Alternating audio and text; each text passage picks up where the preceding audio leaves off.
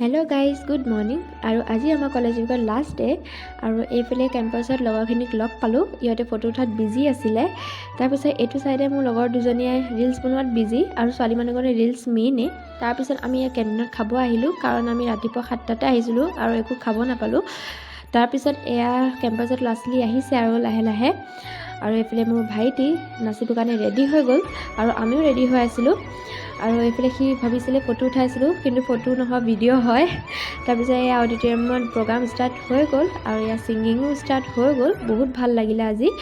আৰু এজনী টেন মই মানে কেণ্টিনত আহিছোঁ খাবলৈ, আৰু আজি ডিউটি দিব লাগিব, চ' ডিউটিটো মেইনেই। এয়া কাপোৰ চাপোৰ পিন্ধি ল'লোঁ।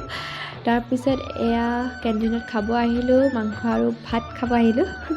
বহুত ভাল লাগিলে, বহুত টেষ্টি আছিলে। আৰু এইফালে ৰাকেশ ৰিয়ান দা আহি গ'ল, আমাৰ ছিংগাৰ আজিৰ, বহুত ভাল গান গায়।